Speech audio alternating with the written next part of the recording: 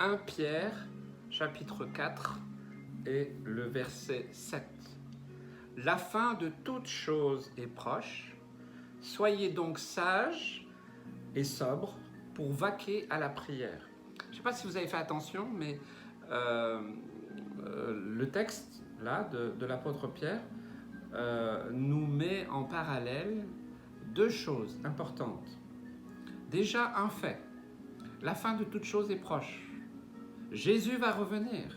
Ce monde va être bouleversé. Ce monde va disparaître. Donc tout ce que nous voyons autour de nous, tout ce que vous voyez, regardez autour de vous, tout ça va disparaître. La fin de toutes ces choses, c'est prévu. Qu'on le veuille ou pas, qu'on soit d'accord ou pas, la Bible nous l'a dit très clairement. Jésus l'a exprimé très clairement lui aussi. La fin de toutes choses arrive. Elle est proche. Et je crois qu'on s'approche de plus en plus de cette proximité, de ce retour de Jésus où toutes ces choses vont se terminer. On n'amènera rien au ciel, ni à l'enlèvement, ni au moment de notre mort. On ne va rien emmener de toutes ces choses qu'on prend tellement d'importance aujourd'hui. Eh bien, voyez, Pierre fait ce parallèle entre la fin de toutes ces choses qui est prévue, annoncée, prophétisée, c'est clair, entre ça et puis le fait d'être sage et sobre pour quelque chose de particulier, c'est pour vaquer à la prière, c'est pour prendre du temps dans la prière. Alors, la sagesse et la sobriété, ce n'est pas celle que nous pouvons développer sur la terre, mais non, il s'agit d'une sagesse divine, inspirée, que je pourrais approcher plus de discernement.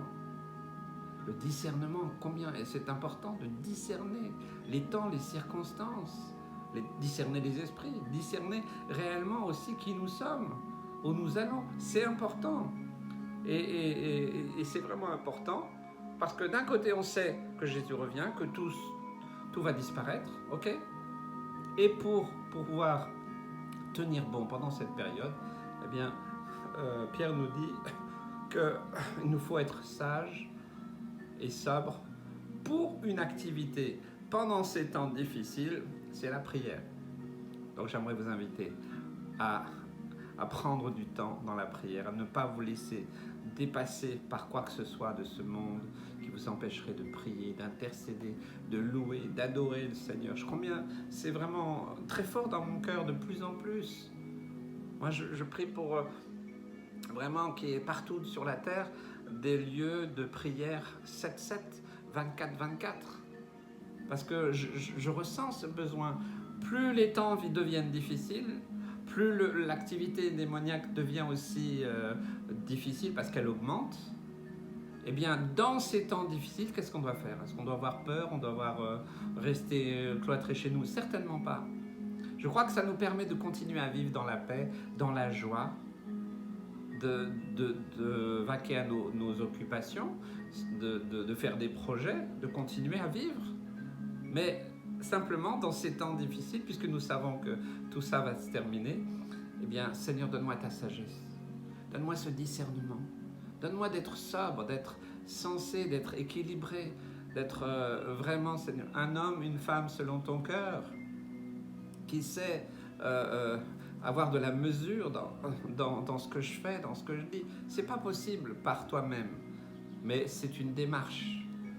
Voilà, Pierre nous dit, ok, si vous restez sur la fin de toute chose est proche, vous allez paniquer. Qu'est-ce que je fais ? Qu'est-ce qui va se passer ? J'ai peur. Non, non, non, non, non. Que ces choses-là ne t'empêchent pas de continuer à prier. Et comment tu peux prier ? Bien, il faut faire attention parce que ce monde nous sollicite. Nous sommes dans un monde dit moderne, technologique. Nos agendas sont pleins. Et voilà, il veut nous voler le temps de sa présence, la présence avec Christ. Donc je crois que c'est vraiment important aujourd'hui, dans ce temps de pandémie, dans ce temps de difficulté, eh bien, c'est d'abord de ne pas céder à la peur, de continuer à vivre, à faire des projets, à rester dans la joie, à être vraiment des hommes et des femmes qui impactent le monde autour de nous, continuer à témoigner, à propager le message de la bonne nouvelle de Jésus-Christ, mais aussi eh bien, de prier tous les jours pour demander la sagesse, la sobriété.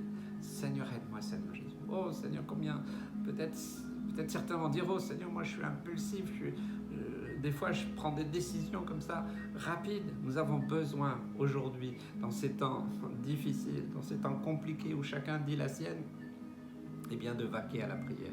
Que rien n'empêche de prier, que rien ne t'empêche de prier, de passer du temps dans la prière, parce que je crois qu'aujourd'hui la réponse à tout ce qui se passe, c'est vraiment la prière, l'intercession, parce que c'est là que nous recevons les instructions, les conseils, c'est là qu'on est fortifié, renouvelé. Oui, quelque part, c'est dans ce lieu secret que la solution va venir pour chacun de nous, pour nos couples, nos familles, nos voisins, nos amis. Prions pour le salut des âmes.